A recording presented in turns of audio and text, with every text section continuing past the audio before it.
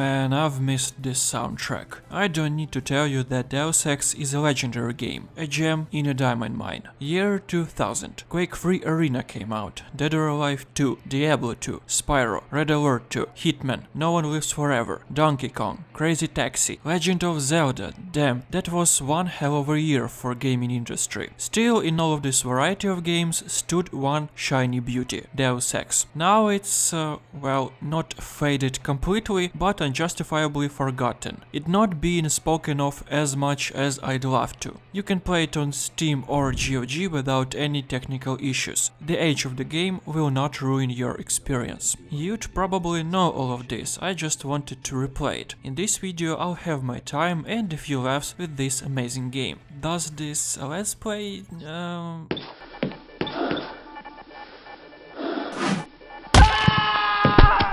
A review? Perhaps not. I'm not completely sure what this is going to be myself. I really wanted to return to Deus Ex. I hope at least someone will enjoy this content. If you're a new player, take in mind that you will have a lot of laughs. Despite the age, Deus Ex community is alive and kicking. Memes are just keep giving. I can even say that there are more Deus Ex memes than even Half-Life ones. That much influential this game is. Try to explore this rabbit hole by yourself. What is really surprising that I haven't found a proper video about the development of the first game. Looks like it's up to me to fill this gap. Deus Ex was developed by Ironstorm. Creator of this studio was no other than John Romero himself.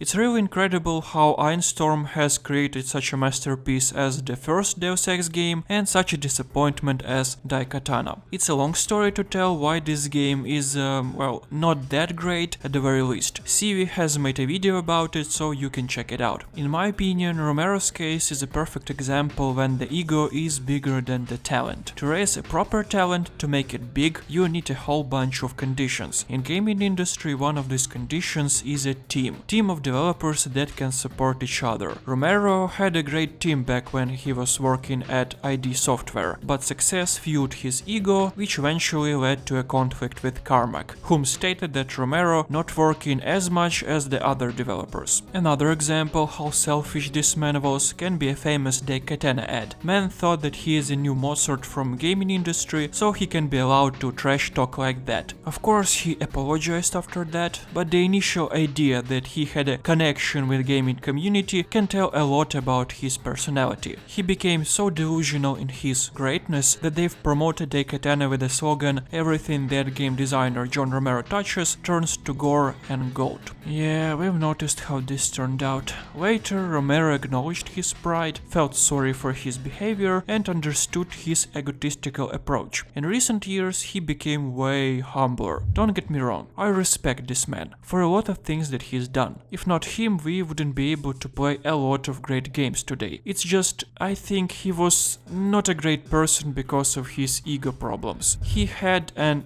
has a great talent, but it needs to be backed up by other skilled developers in order to create a good game. Recent example could be Empire of Sin, which turned out as not the best of games we've ever seen. My entire goal in this Romero rant is to clarify that we as a gaming community should not worship influential people just because they became famous. These kind of people must gain our respect through their hard work, their deeds, and lastly, humble, respective personality. We should not give power or acknowledgement to anyone who barely made his name. This also goes for other parts of our life, like actors or great innovators. In any case, Ironstorm Studio was established by John Romero and Tom Hall in 1996 in Dallas, Texas. They've signed a contract with Eidos Interactive for 6 games. The goal was to quickly release a few titles to secure the incomes. Basically, studio was created with cash in mind. Actually, all studios do the same, but in this case it was a task number 1. Even the more interesting thing is how luxurious their headquarters was. A penthouse with a crash room, living rooms with 2 beds, 3 couches, a VCR. Nowadays it's just a smart TV or a DVD DVD player if we're talking about the 2000s, pretty expensive stuff back at the time, a widescreen television and 2 telephone booths. It also housed a gaming room with a ping pong table and 4 arcade machines, a changing area and a shower room. Reportedly, they've spent 2 millions for their office. How much it would cost nowadays with inflation? 10 millions? 15 even? That's just crazy. Since its establishment in 1996, studio has developed Dominion, Storm over Grid 3 and already mentioned Daikatana. Their games were not very successful among both critics and players, which led to the fact that in 1999 Eidos Interactive acquired more than a half of the company. Meantime, 3 years before, in 1996, Romero called a man named Warren Spector and invited him to join the studio. A year later, he has founded the branch of Ainstorm in Austin, which developed Deus Ex. The game was developed by a relatively small team, consisted of 20 developers. Spector was holding an idea of Deus Ex game since 1993 after he released Ultima Underworld. I personally saw a lot of information that game designers were holding in mind Ultima's concept during the development of Deus Ex. Nowadays it sounds somewhat unfamiliar, Cyberpunk is more common. I saw a lot of mentions about Ultima series, but never played it. I guess once it was a really influential game, but that's a topic for another video. Pre-production phase of Deus Ex lasted for half of a year. During this time, 6 developers mostly were working on a world. It became a big soup consisting of all popular themes back at the time: cyberpunk, conspiracy theories, artificial intelligence, terrorism and augmentation. Surprisingly, in the end it all worked out perfectly.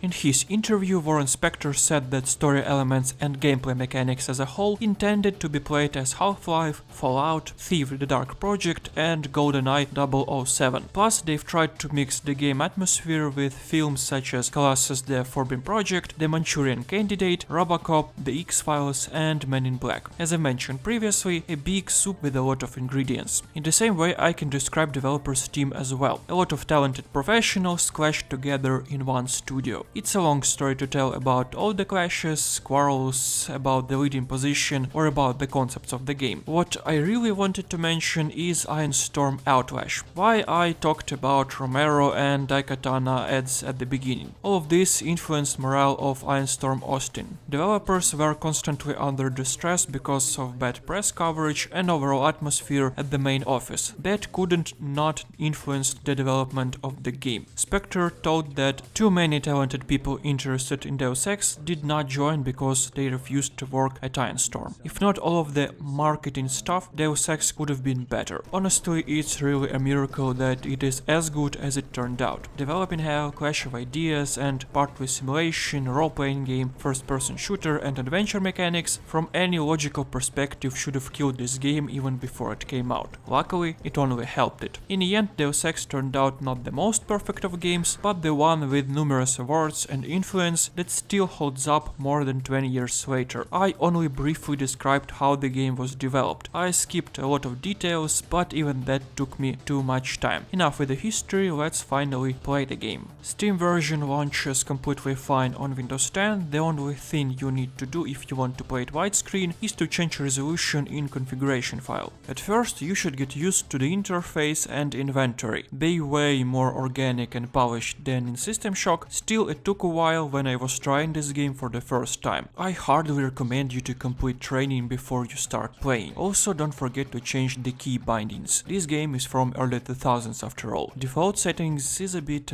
complicated. Before the game starts, we need to select the skills we want to upgrade. I advise you to pick a pistol skill. With a few modules, it is useful to the very end of the game. Plus, there will be plenty ammo for it. The other skill could be picklocking or hacking. They do not change that much in terms of gameplay. Overall, I can say it's rather about resource management. With higher lockpicking skill, GC needs to use less picks on a lock and so on. If we're talking about the shooting mechanic, higher skill means your reticle will focus faster. Yes, a bit strange at first. I've played only a few games that implemented such a mechanic. Still, you'll get used to it. It means at early game, it's easier to play stealthy.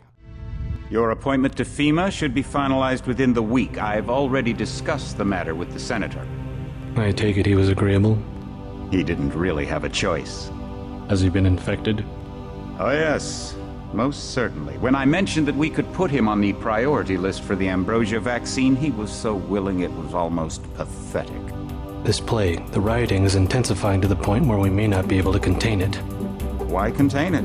Let it spill over into the schools and churches. Let the bodies pile up in the streets. In the end, they'll beg us to save them.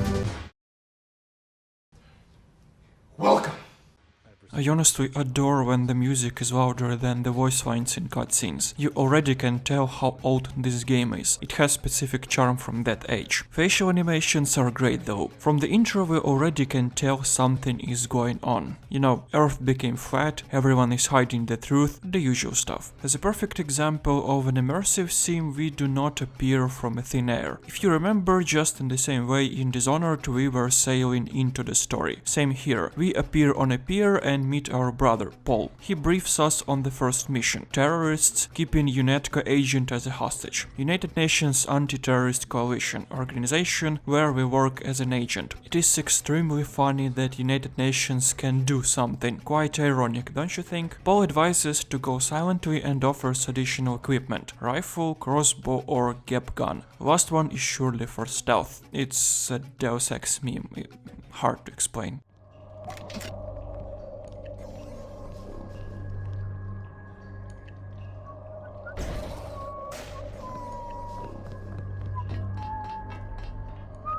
Labs are down the hall.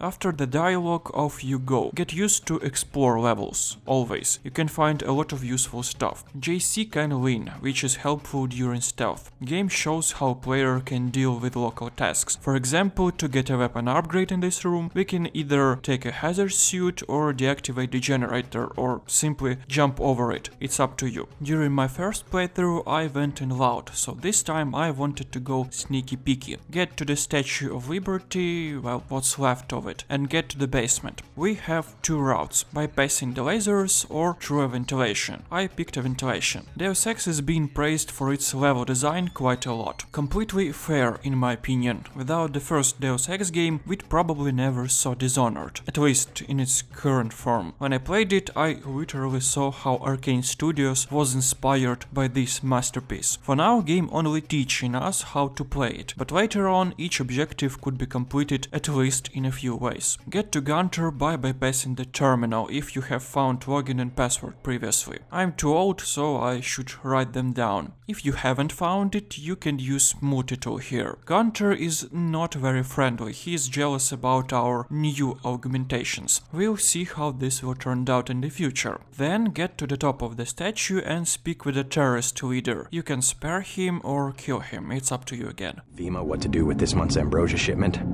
You're too late. It's on its way back to the people, and you can't do a damn thing about it.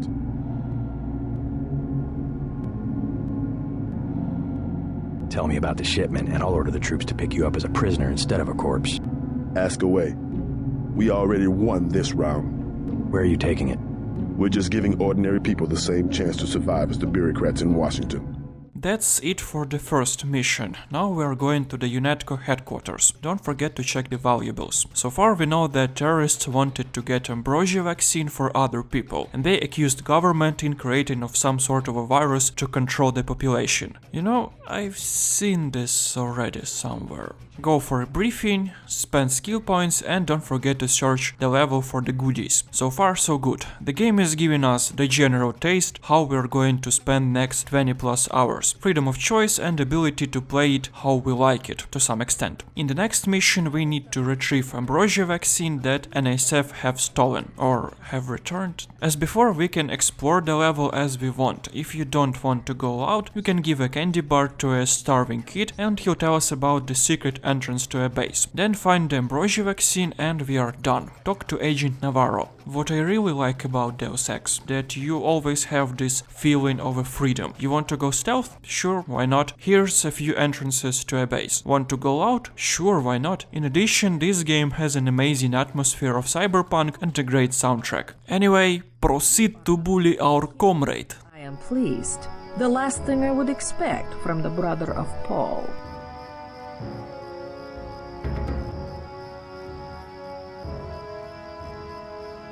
You mechs might have copper wiring to reroute your fear of pain. but I've got nerves of steel. You are not a mech. You do not know what it is like. What's it like to stand around revving your actuators while the more advanced units complete the mission? No thanks. The final task on this level is to free the hostages. The problem is that the subway entrance is booby-trapped. Once again, we can either throw an AMP grenade or take a stealth approach. I've taken the mixed way. I'm hit!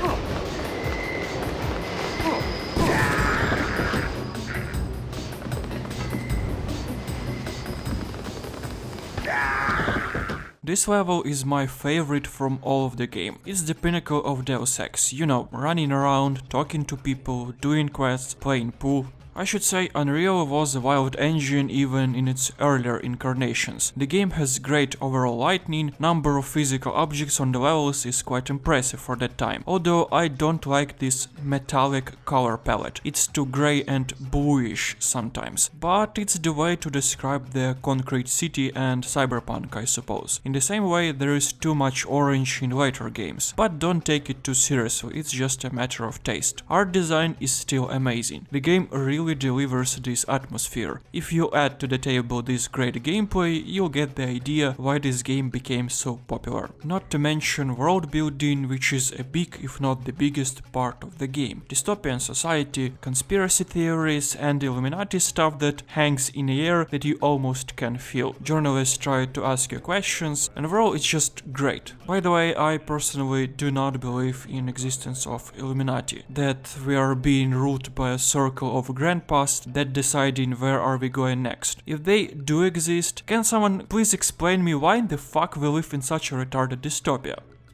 No? Ladder movement here is way better than in Half-Life. On the other hand, where else it would be as bad as there? Free the hostages on the second floor of the hotel. One of them will tell you the code for the underground door to the warehouse. If you completed another quest and saved the girl from the pimp, you'll have the other code for the door on the surface. Thus, we can go there both ways. At this stage, game begins to remind a shooter with variativities. Of course, player can complete missions non-lethally. The game even encourages us to do so, but for me it's too boring. It takes too much time. I'd rather shoot everyone. After completion we'll see feds at our base. If we would check the email, we'll see a letter from our brother, Paul. He wrote that something is happening and suggested to check terminals of our boss and Agent Navarra. Won't find much information there, but it seems someone at the top wants Paul gone. He knows too much. At the meantime, Navarra ordered to clean up the evidence. We are being told that our brother is missing. He didn't report back from his mission. We can't do much for him now. Next mission is to get NSF at the underground. Talk to Unetco freelance agent at the subway station. For 500 credits he'll tell us where to get a password for the secret entrance to a base. Then talk to a guy on a platform. He'll tell GC about the water problem. If you have explosives, blow up the obstacle and fix the pumps. He's surprised that United Nations actually can do something. Trust me, I'm surprised as much as you are. Go to a woman restroom and open the secret passage with a given code. Also, I found a kitty. Unfortunately, you can't pet it. And that's what you call an immersion? I was stealthy enough to take a peek and listen to a dialogue. Make it this far? Paul said not to take any chances. Well, I guess he would know. Paul said? That's a turn. Also, I love the way how you're being called a fascist. They found us. Fascist. Only if I wear a nice coat doesn't mean that I'm a fascist. Key to a secret room is here.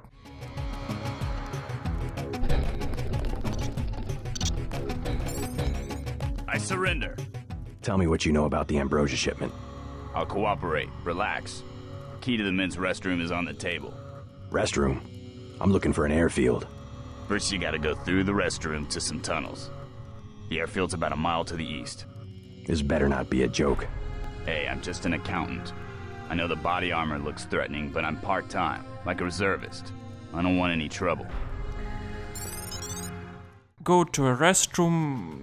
This game has some weird thing about the restrooms. Anyway, bypass the traps control or have fun as you like. We found an ambrosia canister and a helipad. In the security room, press a button and take the goodies. To get to the next area, you need to go through this tunnel. Hide behind small wall sections and take the elevator. Airfield patrolled by a lot of bots and guards. Move fast, try not to stop. The second canister is at the dock.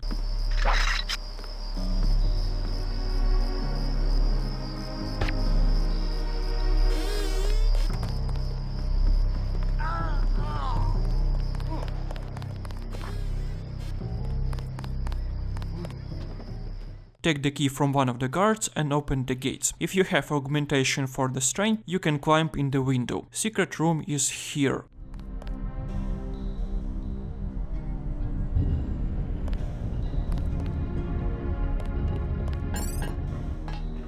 In a hangar, we'll meet Paul. Excellent work. I underestimated your abilities. You work for the NSF? Listen to what I've got to say. We don't have much time.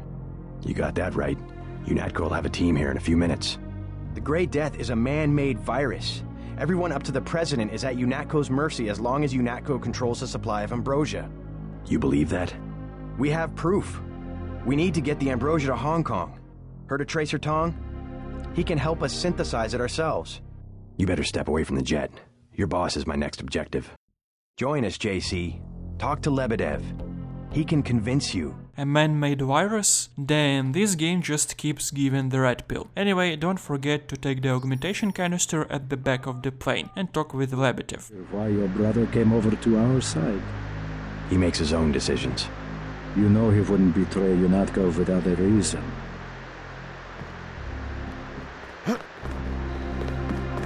Good work. Now finish the job. He surrendered. He's an unarmed prisoner. UNATCO policy protects him. Terminate the prisoner, Agent. If you are too afraid, you are ordered to return to base on Manderley's authority. There is a helicopter waiting.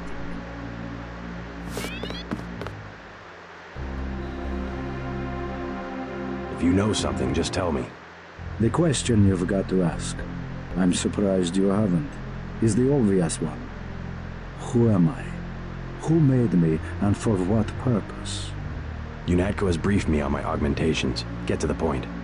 Return to base, Agent Denton. I will handle this. You didn't have parents. The ones you knew were employees. You were made by a cabal of technophiles so crazed for power that they would control not only governments and people, but the chemistry of our bodies as well. Leave us, Agent. Now. Spitting the facts, Chief. Although, what an accident, right, comrade? Prisoner tried to escape.